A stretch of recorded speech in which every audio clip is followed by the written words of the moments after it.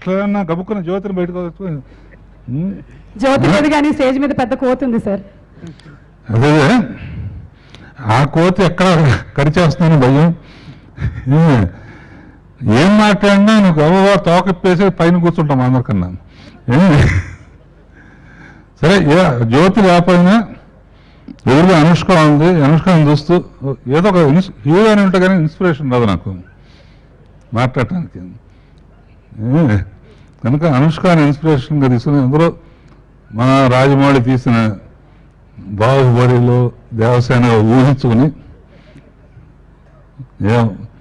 ఊహాలోకంలో ఏదో పాట తీశాడని చెప్పాడు. సో అది ఊహించుకుంటూ 2 మాటలు చెప్తాను. అంటే నేను నిజమే చెప్తాను.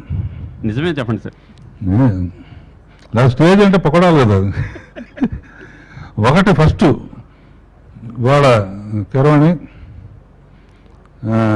శివశక్తి దత్తా గారు, విజేంద్ర ప్రసాద్ గారు, మనస్ఫూర్తిగా చెప్తున్నాను from bottom of my heart, వాళ్ళ ఆస్కార్ వచ్చిన దానికన్నా ఎక్కువ ఫీల్ అవుతున్నాను. ఎందుకంటే ఏకలవ్యుడు ఒట్టి బొటనవేలు ఇచ్చాడేమో కానీ ఇతను అంతమంది జైన్స్లో నన్ను నిలబెట్టినందుకు థ్యాంక్ యూ. ఇది ఆస్కార్ కన్నా గొప్పది. కనుక ప్రెసిడెంట్ను అలాగే రాఘవేంద్ర గారికి ఫ్యాన్స్కి ప్రెసిడెంట్ అదొక పోస్ట్ అని గర్వంగా ఫీల్ అయ్యేవాడిని. అది పెద్ద పోస్ట్ అని. మద్రాసు వెళ్ళిన తర్వాత జానకి రావడప్పుడు శివశక్తి దత్తా గారు, విజేంద్ర ప్రసాద్ గారులతో స్టోరీ సిట్టింగ్లో, అంటే నేను రాఘవేంద్ర అసోసియేట్ డైరెక్టర్గా నేను పనిచేస్తున్న టైంలో పనిచేసినప్పుడు వాళ్ళకున్న వ్యామోహం, అంటే సినిమా ఫీల్డ్ పట్ల వాళ్ళకున్న వ్యామోహం, అంటే ఇందులోనే మేము పైకి రావాలని ఎన్నో ఏళ్లుగా స్ట్రగుల్ అవుతూ లోపల ఒక అగ్నిని పెంచుకుంటూ వచ్చారు వాళ్ళు. కసిగా ఎట్టి పరిస్థితుల్లోనూ ఎంత స్ట్రగుల్ అయ్యారనేది వాళ్ళ మాటల్లో తెలుస్తుంటుంది. ఆ స్ట్రగుల్ అవుతూ ఒక్కసారి అది విస్ఫోటం చెందింది. ఆ విస్ఫోటమే చాలా మహానుభావులు వచ్చారు ఇందులోంచి, ఫ్యామిలీలోంచి. ఫస్ట్ కీరవాణి గారితో స్టార్ట్ అయింది, రాజమౌళితో ఇంటర్నేషనల్ స్థాయికి వెళ్ళింది, అంతర్జాతీయ స్థాయికి కూడా వెళ్తారని నమ్మకం ఉంది ఫ్యామిలీ మీద. ఈ ప్రాసెస్లో నేను ఫస్ట్ కలిసింది, నేను చెప్పిన శివశక్తి దత్తా గారు, విజేంద్ర ప్రసాద్ గారు అయితే, తర్వాత నాకు కలిసింది కీరవాణి గారు. నాకు అత్యంత ఇష్టమైన ఏకైక సంగీత దర్శకులు, అంత ఇష్టం నాకు ఆయన. ఆయనే కావాలని పట్టుబట్టి సీతారామ కళ్యాణ్ చూస్తున్నారని సినిమా అప్పుడు ఆయన చేత నేను మ్యూజిక్ చేయించుకున్నాను. ఆ పరిచయంలో కాంచి అనే ఆయన పరిచయం అయ్యారు.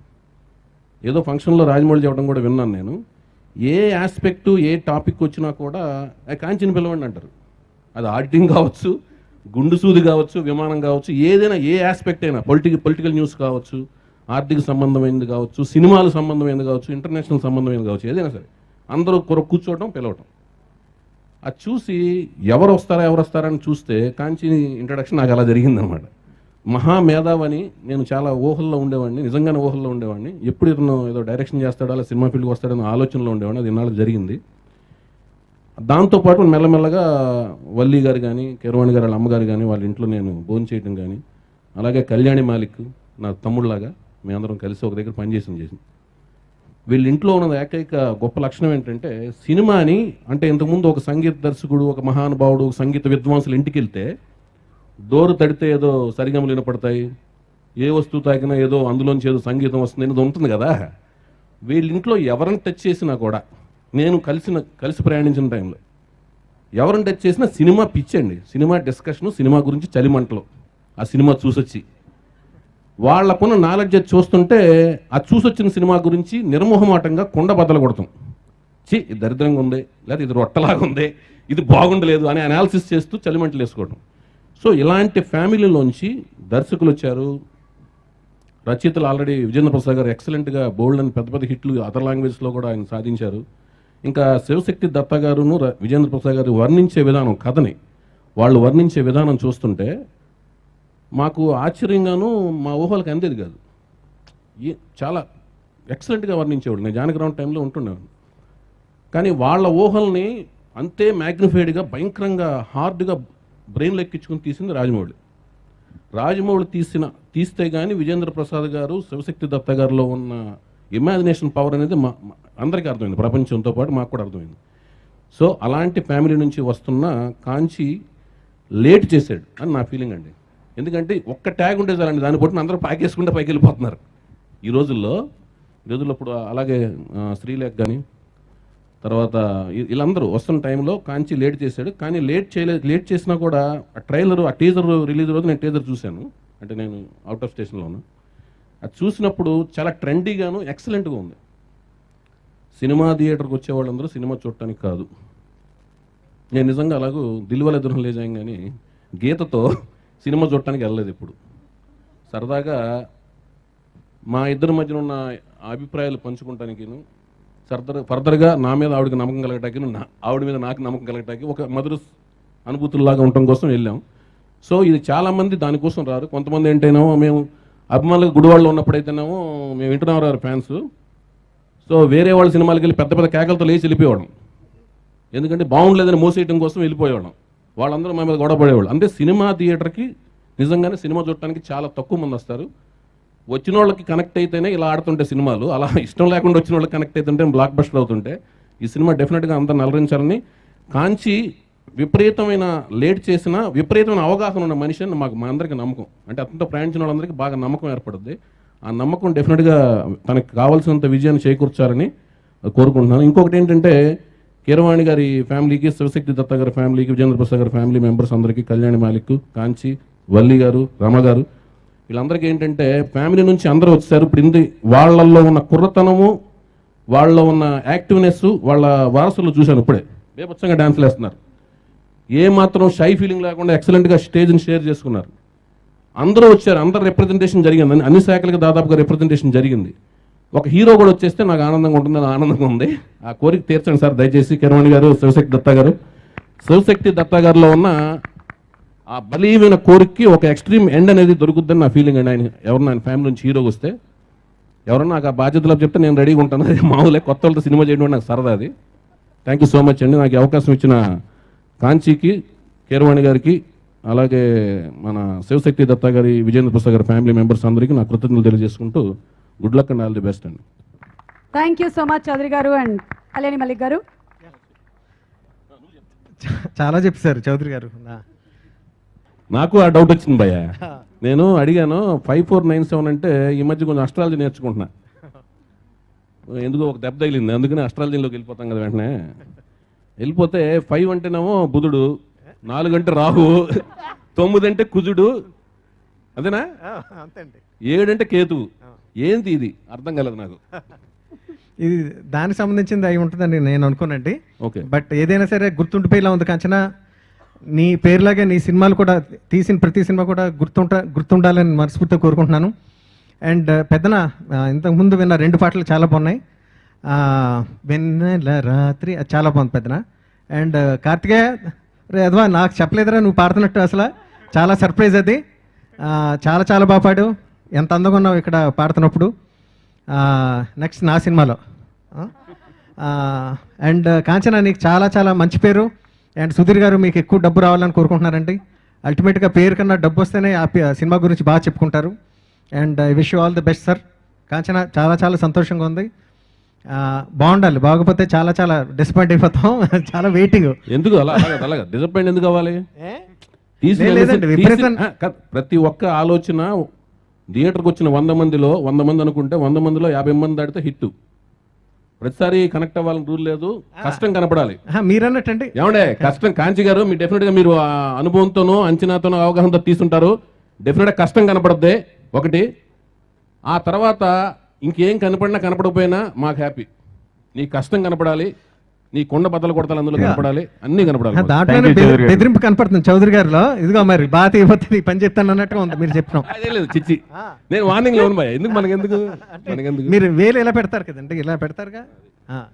అలా పెట్టండి, మేము 4 సార్లు వేసుకుంటాం అది. Ladies, gentlemen, it's a great pleasure to be with all of you people. Mr. Sudhir is a good friend of mine, and we are doing Hindi film together. So he has given me opportunity to be associated with all of you people. I wish good luck to entire team of that film Showtime. Thank you very much. Thank you, ma'am. Thank you so much, sir. We're very happy to have you here. You speak so nicely. Thank you very much. Thank you, sir. Thank you so much. We're so happy to have you here for this audio launch. And John, sir, to please. Sir, you can teaser of Showtime. You can just say the teaser of Showtime song. Showtime song.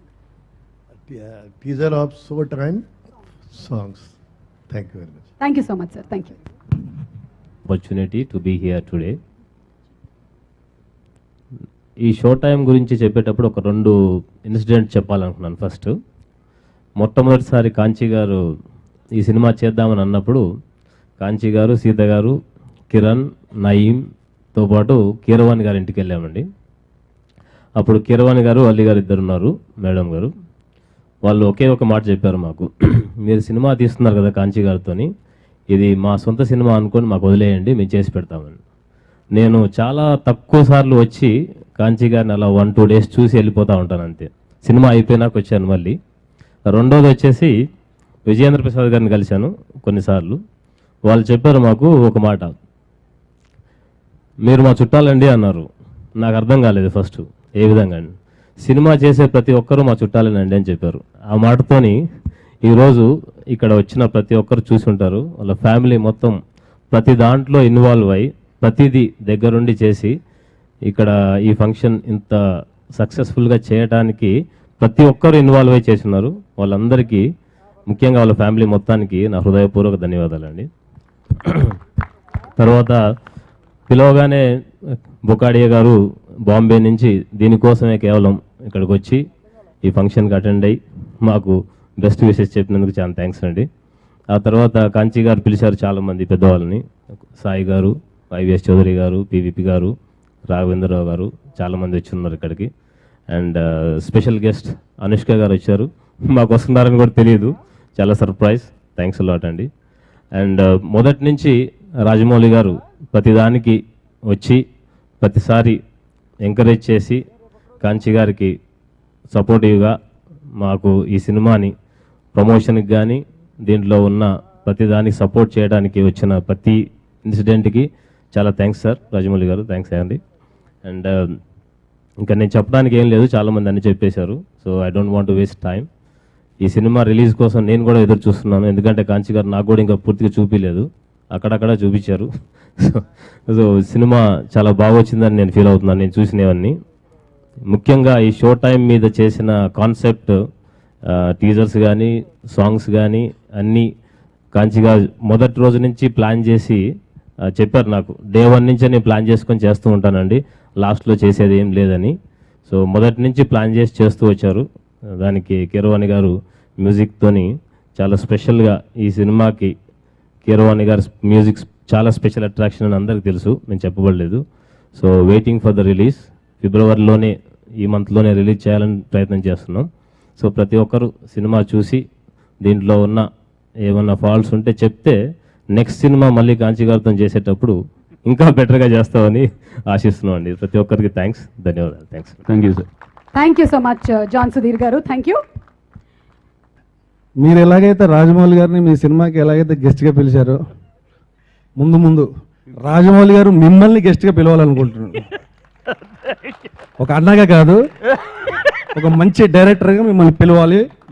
ఏదో ఒక రోజు అది జరుగుతుంది. Thank you Supreet గారు. You have done a great job sir. Thank you very much. Thank you అండి. Sir, అంటే మీరు చాలామందికి లైఫ్ ఇచ్చారు సార్. నాది వేరే పరిస్థితి సార్. మామూలుగా కారులో వెళ్తూ ఉంటే కాట్రాజ్ వెళ్తున్నాడు రా, కాట్రాజ్ గాడు వెళ్తున్నాడు రా అని చెప్పేసి ఫాలో అయిపోతూ ఉన్నారు సార్. షూటింగ్కి వెళ్ళినా కూడా నా క్యారేజ్ పైన కాట్రాజ్ అనే ఉంటుంది సార్. అంటే this is 11th year sir. నా అసలు పేరు మర్చిపోయారు, ఆ రేంజ్కి తీసుకెళ్ళిపోయారు సార్ నన్ను. Thank you very much sir. నేను ఈరోజు ఇక్కడ ఉన్నానంటే, ఇన్ని సినిమాలు చేశానంటే only because of you sir. ఇంకా ముందు చేసేదానికి కూడా మీరే కారణం సార్. అంత మంచి క్యారెక్టర్ క్రియేట్ చేసిన సార్ విజేంద్ర ప్రసాద్ గారు, మీరు ఒకసారి స్టేజ్ పైకి వస్తే.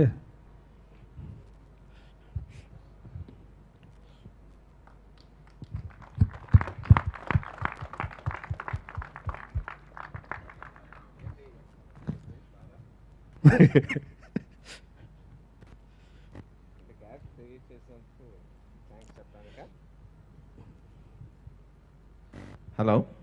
సార్ ఏంటి? లేదు సార్, ఊరికే సుమ గారు మాట్లాడతామన్నారు. నేను ఎప్పుడు పిలిచాను బాబు? బెయిల్కి ఏదో కావాలన్నారు కదా రాజీవ్ గారికి. ఆయన్ని బెయిల్కి పిలిచారా? ఆ. లేదు, అక్కడ బెయిల్ పూరి పెట్టారు, తినడానికి పిలిచాను నేను. అదా, లేదు, ఓకే, లేదు, ఓకే. లేదు. ప్రస్తుతం చాలా డిప్రెస్డ్ మూడ్లో ఉన్నాను సుమా. ఏమైంది సార్? చాలా బాధగా ఉన్నా. నేను సొల్యూషన్ కూడా లేదు, అది కూడా తెలిసిపోతుంది. అట్లీస్ట్ నా బాధ అంటే 10 మందితో పంచుకోవాలని. మన నాటకాల్లో 9 రసాలు చెప్తారు: హాస్య, బీభత్స, కరుణ, శాంత. మా కీరవాణికి అన్నయ్యకి అన్నీ తెలుసు. కానీ 10వ రసం కనుక్కున్నాడు మా కాంచి. కనుక్కుని దాన్ని సాధించి దాని మీద డాక్టరేట్లు పిహెచ్డీలు చేశాడు.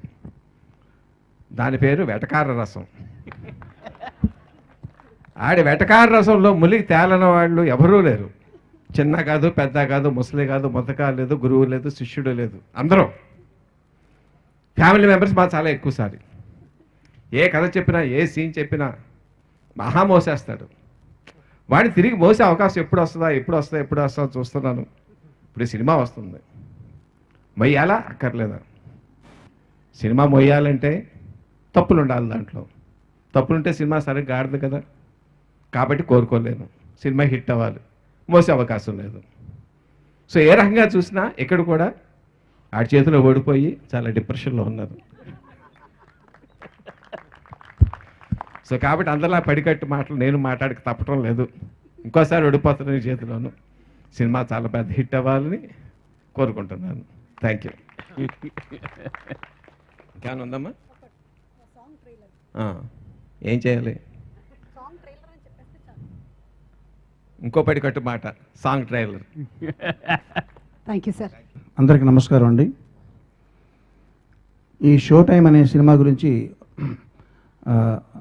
ఇది ఎలా పుట్టిందో చెప్పాలి. సాధారణంగా నా దగ్గరికి మ్యూజిక్ చేయమని అడగడానికి ప్రొడ్యూసర్లు, డైరెక్టర్లు ఒక కథ తీసుకుని ఒక ప్రొడ్యూసర్, డైరెక్టర్ అప్రోచ్ అవుతుంటారండి. అన్నిటికన్నా ముందర ఉండేది ఏంటంటే సినిమాకి కథ అని మన అందరికీ తెలుసు. ఈ సినిమాకి కథ లేదు. ఈ సినిమాకి ఫస్ట్ కథే లేదండి. ఉన్నది ఏంటంటే రైటర్ ఉన్నాడు, కొన్ని కండిషన్స్ ఉన్నాయి. రైటర్ అంటే కాంచి. కండిషన్స్ ఏంటంటే మా చిన్నాన్నగారు విజయన్ ప్రసాద్ గారు చిన్నప్పటి నుంచి మాతో చెస్ ఆడేవారండి. చెస్ అంటే మాకు ఇంట్లో అందరికి ఇష్టమైన గేమ్ అది. ఆయన ఏంటంటే చెస్ మీరు చాలామంది తెలిసే ఉంటుంది. రాజు, మంత్రి, బంట్లు, గుర్రాలు, ఏనుగులు అన్నీ ఉంటాయి. ఒక్కొక్కసారి ఒక ఏనుగు మా సైడ్ నుంచి ఒక ఏనుగు తీసేసేవారు, ముందరే తీసేయమనేవారు. తీసి ఇప్పుడు నువ్వు ఆడనేవారు. అంటే మమ్మల్ని హ్యాండిక్యాప్ చేసి ఇప్పుడు నువ్వు ఆడనేవారు, కొంచెం బలహీనపరిచి. అట్లాగా ఛాలెంజ్ చేసేవారు. ఒక్కొక్కసారి మంత్రిని తీసి ఆడమనేవారు. అంటే కంప్లీట్గా కాళ్ళు చేతులు విరగొట్టి ఇప్పుడు నాతో యుద్ధం చేయన్నట్టు అనమాట. ఆ ప్రాసెస్లో ఏమైందంటే అది కష్టం అనిపించినా, ఆయన శాడిస్టిక్గా మాతో ఆడుతున్నారు అనిపించినా, తక్కువ ఎమ్యూనిటీస్, తక్కువ ఆయుధాలతో కూడా పెద్ద యుద్ధాన్ని చేసి ఎలా గెలవాలి అనే సాధన ఆయన మాకు నేర్పించారు. అది చాలా గొప్ప విషయం అండి. అదే టెక్నిక్ నేను కాంచి మీద అప్లై చేసి ఇప్పుడు నాకు ఒక కథ కావాలి.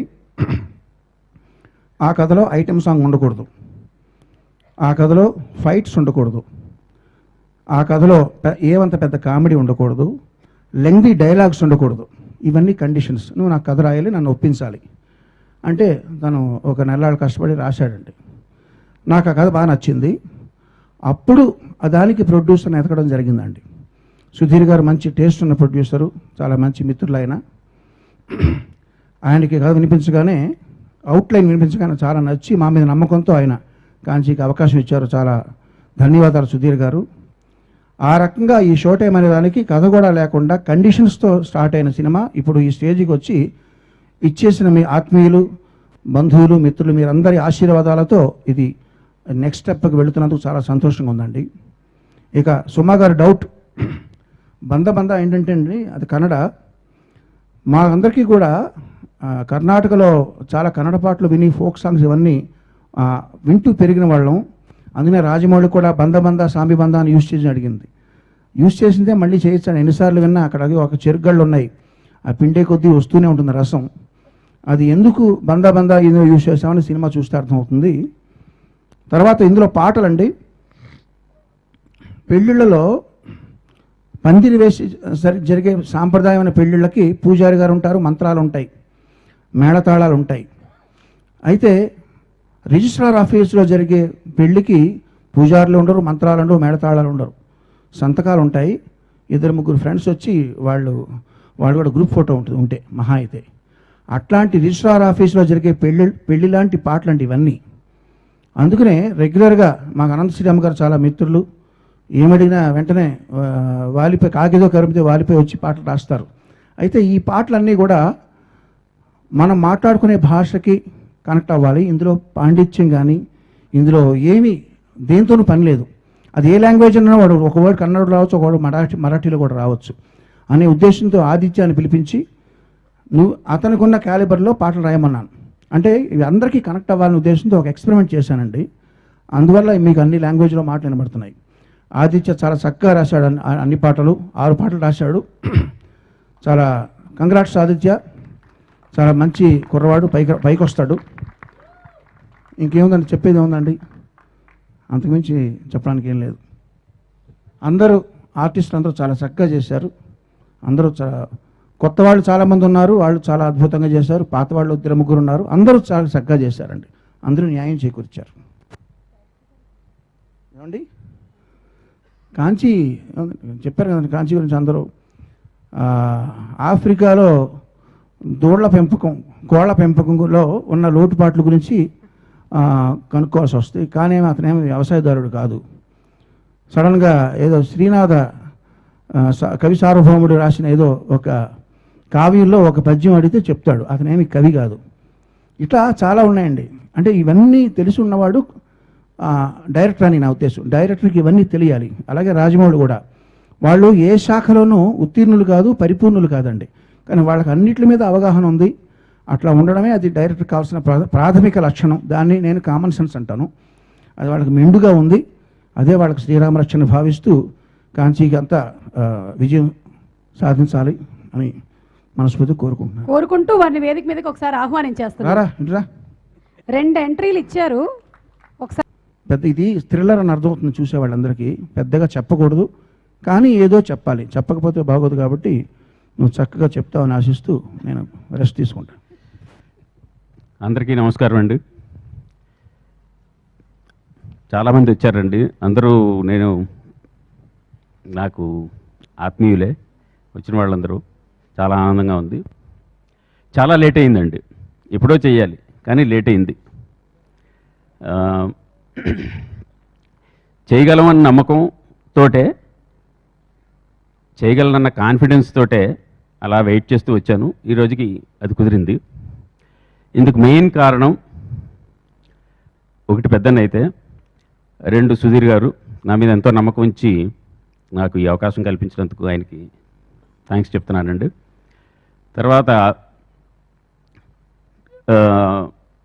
ఫ్యామిలీ గురించి చెప్పాల్సి వస్తే, ఇన్నేళ్ళు వెయిట్ చేసినందుకు ఏం చూసుకుని వెయిట్ చేశాను అంటే, నా వెనకాల ఏం జరిగినా సరే ఆదుకుంటుంది అనేటటువంటి ఫ్యామిలీ ఉండబట్టి, ముఖ్యంగా మా వదిన శ్రీవల్లి, తనకి నేను చాలా రుణపడి ఉన్నానండి. జన్మనిచ్చిన తల్లిదండ్రుల తర్వాత తనకి నేను చాలా చాలా చాలా చాలా చేయాల్సి ఉంది. ఇకపోతే నా టెక్నీషియన్స్, నా ఆర్టిస్టు వాళ్ళు వాళ్ళ బెస్ట్ ఎఫర్ట్స్ ఇచ్చారండి ఈ సినిమాకి. అందుకు I'm very happy. Randhir, please come on to the stage.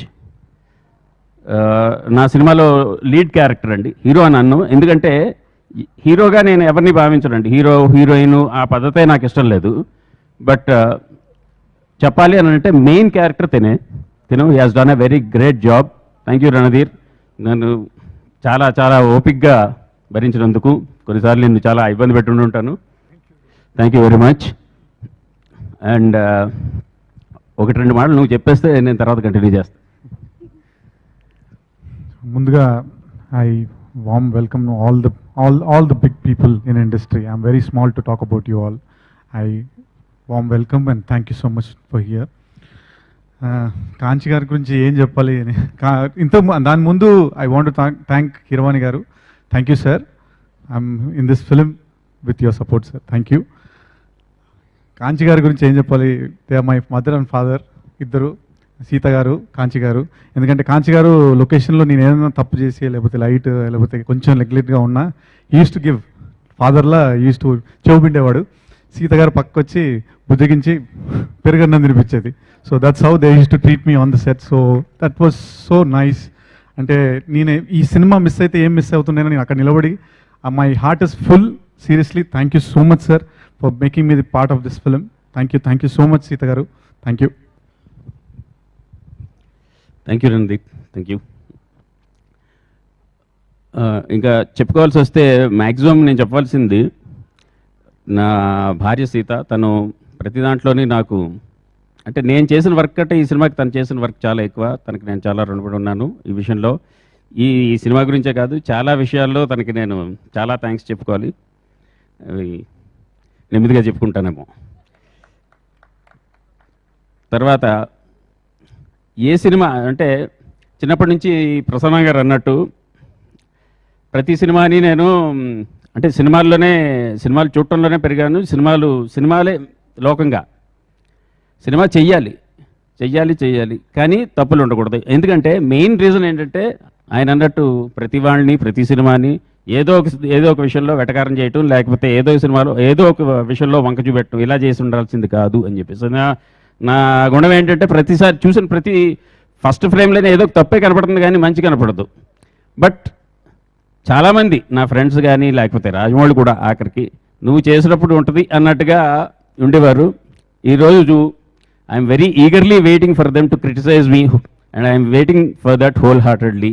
వాళ్ళు నన్ను క్రిటిసైజ్ చేస్తే నాకు చాలా ఆనందంగా ఉంటుంది, ఎందుకంటే నా తప్పులు నేను తెలుసుకోగలుగుతాను. అండ్ ఈ సినిమాలో తప్పులు ఏమన్నా ఉంటే అవి నావి, ఒప్పులు ఏమన్నా ఉంటే అది మా సినిమా బాగుంది అని అంటే అది మొత్తం టోటల్ టీమ్ది. I'm very thankful for my team. And ఈరోజు అందరూ వచ్చేసినందుకు, ముఖ్యంగా అనుష్క గారు, ఐఎమ్ వెరీ వెరీ హ్యాపీ అండి. ఉదయం చెప్పింది మీరు వస్తున్నారని I felt very happy. Thank you for coming here madam.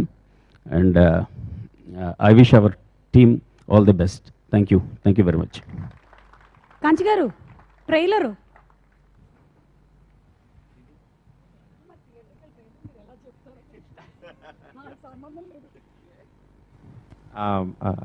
జనరల్గా ఏదైనా ఆడియో ఫంక్షన్కి వెళ్ళినప్పుడు ఎలాగ చివరిని పిలుస్తారు కాబట్టి వెళ్ళిన తర్వాత స్టేజ్ మీద ప్రోగ్రామ్ జరుగుతుంటే ఏం మాట్లాడాలని ఆలోచించుకుంటూ కూర్చుంటామండి.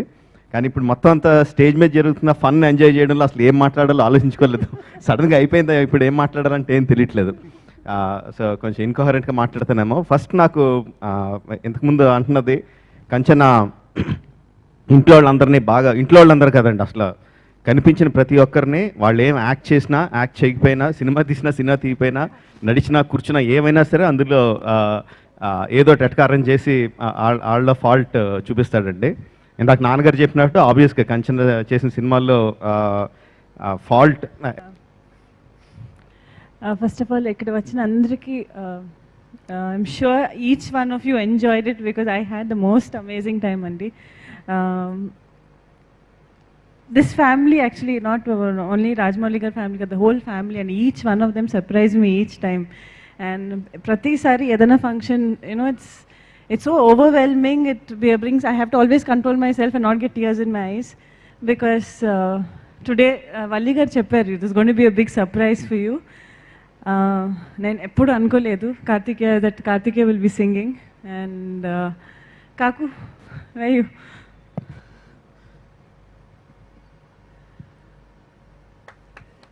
This one second. Okay, I just want to wish all of them a very, very best. Kanchi garu, the whole family. It's always nice to see each and every person in the family teaming up together and working for something which they genuinely believe in. And one more thing which is very special about all of these people is ఏదైనా ఒక ordinary విషయం లేదంటే ఏదైనా ఒక if you can give them the most ordinary thing and they will bring out the best in that అండి. And I think that's a blessing and I'm so happy that Valli garu for calling me here. I would have missed something truly. Thank you.